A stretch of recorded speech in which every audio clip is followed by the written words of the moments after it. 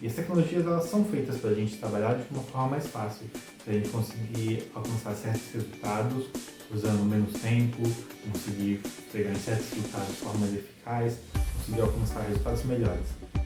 E como a gente fala de uma questão de produtividade, de arte, não uma arte feita para você admirar e não querer lucrar em cima dela, uma arte feita como uma forma de você receber por isso, uma forma de você viver de arte.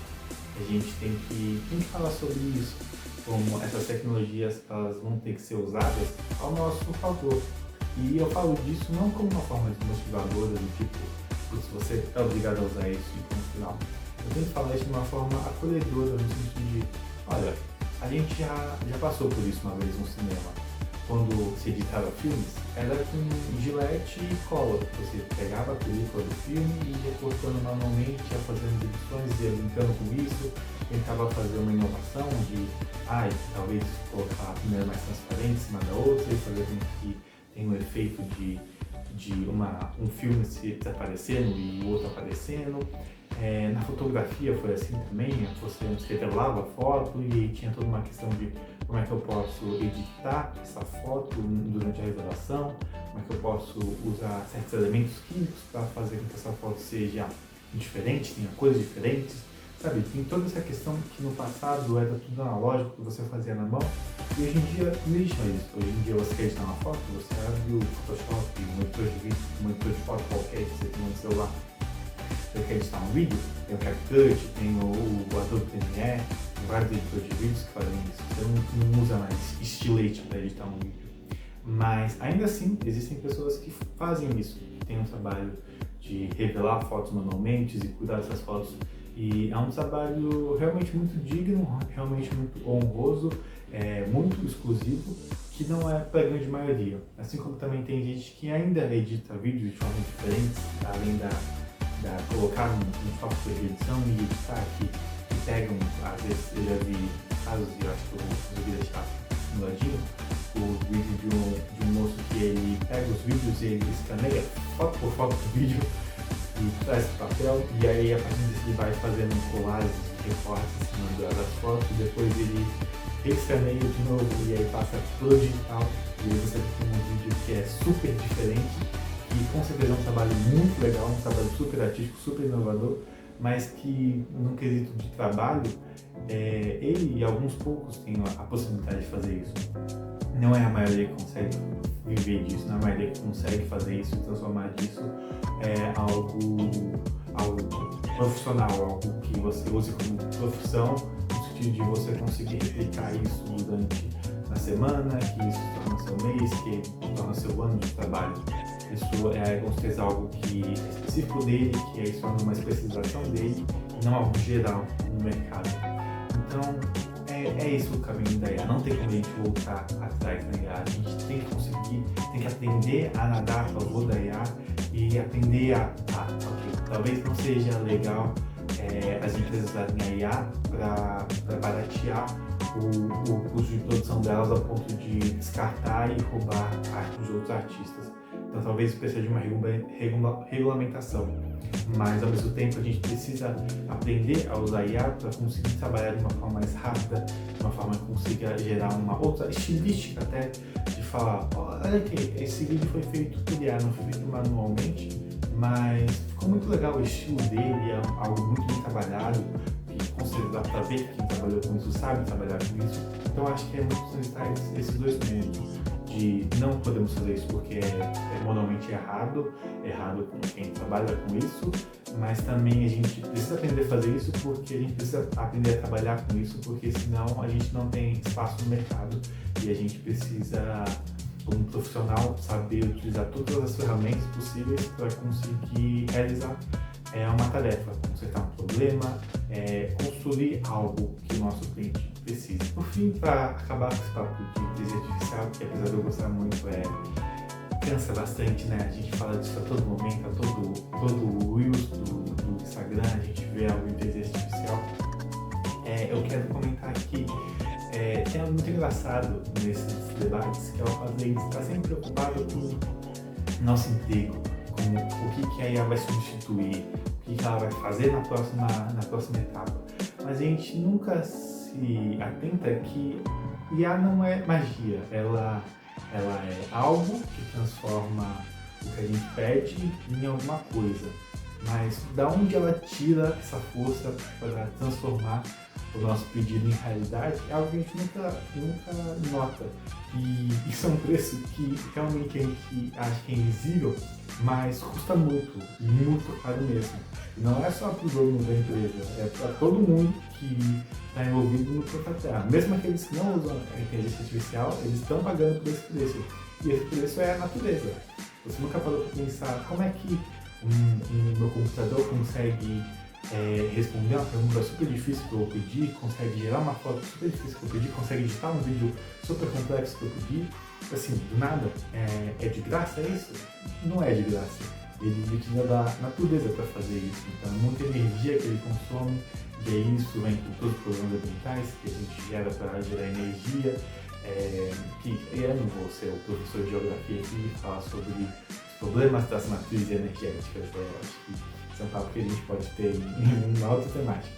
Mas isso vai acabando com o nosso planeta, então a dúvida aqui não é como que a IA vai roubar meu emprego, talvez. Acho que a principal dúvida que a gente deveria ter é como que a IA vai destruir o nosso planeta, o único planeta que a gente tem, que é o planeta Terra. Como que a gente consegue fazer com que nós possamos usar essa tecnologia, que ela vai ser usada e a gente não vai parar de usar, mas sem acabar com isso que a gente chama de casa. E eu acho isso muito engraçado porque quando eu estava escrevendo todo esse roteiro, eu falei, putz, eu esqueci de falar de uma animação, de animação, que eu queria muito comentar, que ela é muito importante. E essa animação é justamente sobre o pessoal que foi morar no espaço porque o planeta tava uma merda, tava tipo destruído. E eu falei, tá, não falei de animação, mas eu vou juntar com o fato da inteligência artificial para destruir o nosso planeta também, que é um link perfeito. E aproveitando que eu fiz esse link, eu preciso falar aqui de Cassiopeia, que é uma animação que eu acho muito difícil você ter assistido, mas que ela é muito importante mesmo. Ela tem uma importância inversamente proporcional ao conhecimento das pessoas sobre ela. E eu sei que isso é uma temática muito batida, tem muitos filmes, livros, séries que falam sobre isso, mas o que chama atenção aqui é o fato dessa animação ser brasileira. E ela não é só uma animação 2D que a gente conhece já há muito tempo, ela é uma animação 3D. E ela foi feita ali juntinho com Toy Story, que é dada como a primeira grande animação em 3D que a gente teve, assim, o primeiro filme de animação 3D que a gente teve.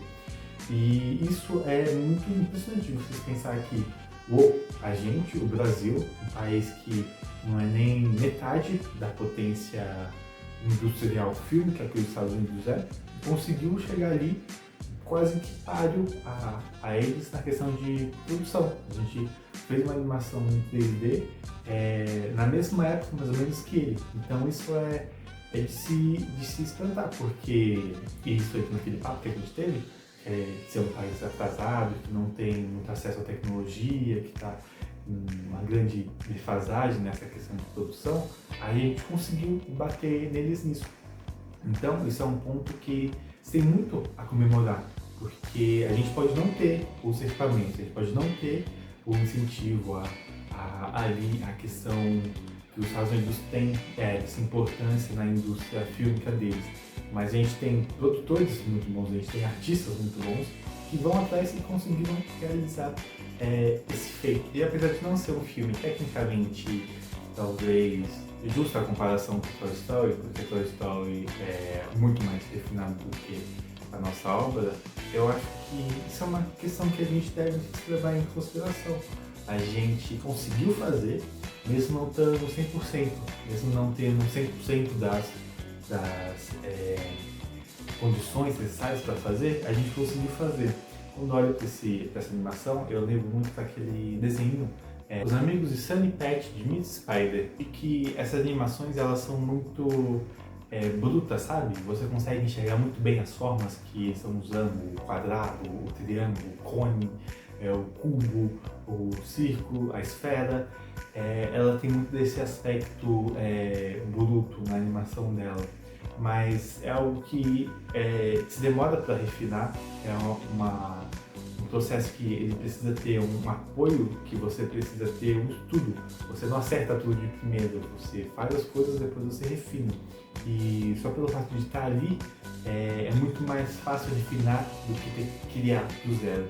Então isso é realmente um ponto muito impressionante. E falando de técnica de animação e de coisas que eu não falei no episódio de animação, eu preciso falar do manual da animação. Esse é tipo a bíblia dos animadores. Esse livro ele é extremamente importante e eu encontrei ele por acaso na biblioteca da faculdade. Eu queria ler algo mais sobre animação porque eu estava entrando no meu processo de realizar um TCC e aí eu queria pegar mais materiais sobre isso para tentar entender o que eu poderia fazer, e isso simplesmente mudou a minha vida. Esse livro ele é um livro didático, onde o produtor dele fala sobre como é fazer animação. Ele foi um animador que trabalhou em vários lugares, ele fez uma cilada para Jojo Rabbit, aquela animação que ganhou um Oscar, que brinca muito com o real com a animação, e tem alguns personagens que interagem. É muito bom, a animação é algo muito inovador para a sua época. E esse realizador fez esse livro justamente como uma forma de passar o seu conhecimento à frente. E é simplesmente algo fantástico. Ele consegue pegar tanto aspectos técnicos quanto aspectos artísticos e passar uma página. Então ele consegue falar sobre como fazer uma animação passo a passo, do aqui você faz isso e aí nesse ponto você faz isso e aí isso dá efeito de corrida, mas ao mesmo tempo que ele faz isso, ele faz uma arte própria por si mesmo, que você pode tanto ler o conteúdo que ele está passando, como só folhear as páginas e ver. Meu Deus, que livro bonito! É um livro muito bem feito na questão estética dele. Ele não faz só o livro e joga no aspecto do tipo, a arte é você que faz. Ele passa o aspecto técnico, mas também passa o aspecto estilístico, de como se desenha.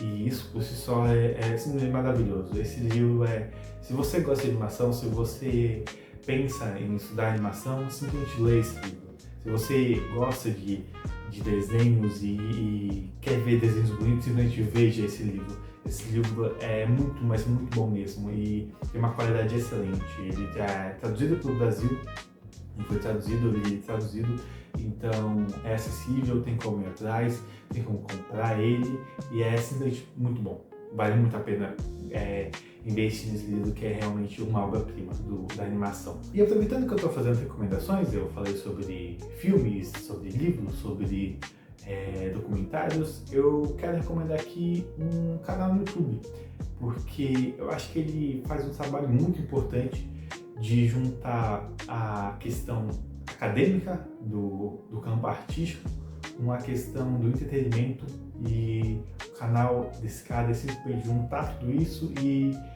fazer com que a gente consiga entender aspectos teóricos da filosofia, da produção artística, de como que é fazer cinema, de como que é fazer quadrinhos. Ele pega tudo isso que a gente às vezes acha meio chato, toda essa parte burocrática, de teorias, de estudos, e junta com entretenimento. E faz essa junção tão perfeita que não tem como não falar dele. Ele é mas tão influente que o canal dele inspirou a saga aqui de vídeos. Sei que talvez não tenha sido a melhor cópia de todas, mas foi realmente algo muito inspirador, porque esse canal ele é realmente muito bom. Então vão lá, é uma recomendação muito sincera que eu estou fazendo do canal Quadrinhos da Sarjeta. É um canal que fala muito sobre quadrinhos, mas para além disso ele fala muito sobre arte. Então se você gosta de arte, que eu acredito que você gosta, porque você está aqui nesses vídeos, vá conhecer o canal Quadrinhos da Sarjeta, porque ele tem vídeos muito sensacionais. Vale muito a pena conhecer esse canal. Então aqui a gente está fazendo recomendações.